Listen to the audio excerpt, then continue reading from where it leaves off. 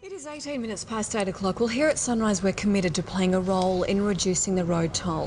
But to date, the bulk of road safety messages have been about alcohol and speed. And while most of us now wouldn't even dream about getting behind the wheel drunk, it's a different story when it comes to driving while tired. In a moment we'll talk to an expert on fatigue, but first Adelaide correspondent Amanda Backman caught up with a mother on a crusade to stop drowsy drivers.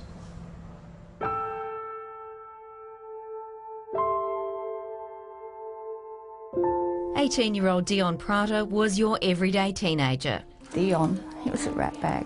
Always smiled, very active, running, hard worker. Dion would have been 21 this year, but instead, Mum Janine Prata is marking the 3rd anniversary of his death. On August 8, 2007, Dion was killed. He'd been awake for more than 17 hours and driving a long and dull stretch of highway. A momentary lapse and his car crashed into a bus. He was exhausted. He needed sleep. Sleep is the only way that he could have not had that crash. Dion was not speeding. He hadn't been drinking or doing drugs. But he didn't have a lot of highway driving experience. And he was too tired to be on the road. If you have been awake for any length of time and you are driving a car, you're putting yourself at risk.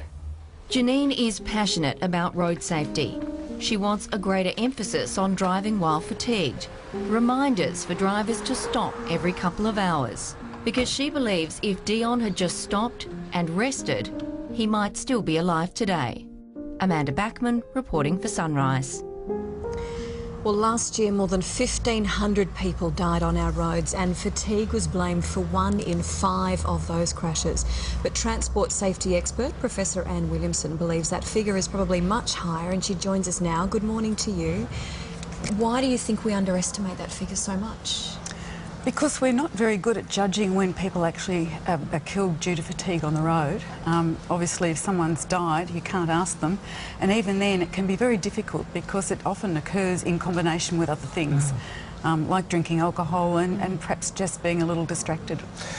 Because I should imagine, say you've only had a glass of wine and you're well under the legal alcohol limit, combine that with tiredness, and probably the effect is the same as being way over the limit, isn't it? Yeah, unfortunately that's true. I mean, alcohol does tend to relax you, and if you're tired as well, then driving is something you probably shouldn't be considering. Yep.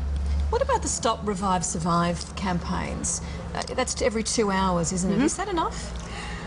It can be, but often if you start driving when you're already tired, then it's too long.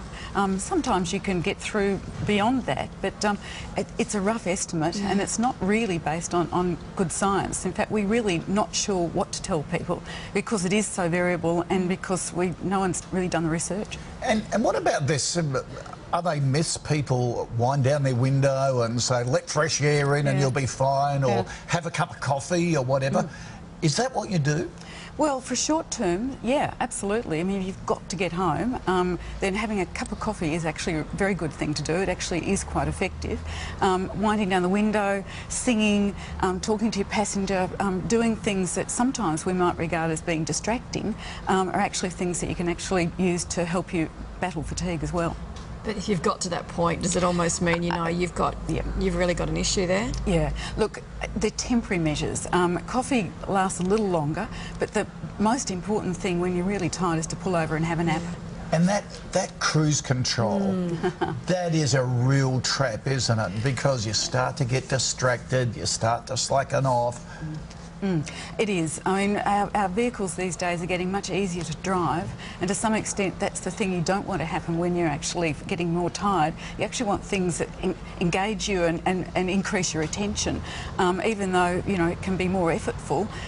You know, things that make it easier for you are not necessarily good when you're tired. And the microsleep, we hear a lot about the microsleep. Can you be driving and almost nod off or blank out for a second and not even realise it? Yeah, absolutely. You know, we're not sure exactly when it's going to happen, and that's one of the problems with fatigue, is that it can sneak up on you. You actually can be tired, you can be asleep and not even know it, and something will happen and you'll suddenly wake up and go, oh my goodness, you know, I nodded off for even a couple of seconds. But if you're doing 100 down the freeway, that may be all that requires for you to have an accident. What about because everyone's in a tussle, isn't it? They want to get home, they know they're tired, they keep pushing themselves. By pulling over and maybe having a nap for 15 minutes, 20 minutes, just that length of time to delay you, is that worthwhile? Absolutely. A nap, even, you know, 5 minutes long can be enough to just set you up to get to the next town, or just to get you home if you happen to be on the, you know, somewhere in the city and you just think, I'm not going to make it if I don't pull over. Yep. And what's 10 minutes in the overall scheme of things? Absolutely. Well, Anne, thank you for joining us. I really appreciate it. Lovely to talk to you. And we'll put some more information on all of that on our website. So thanks. Straight ahead, news, sport and weather all together. Then the Olympic gold medalist setting out to inspire young Aussies. Snowboarder Tora Bright is our special guest soon on Sunrise.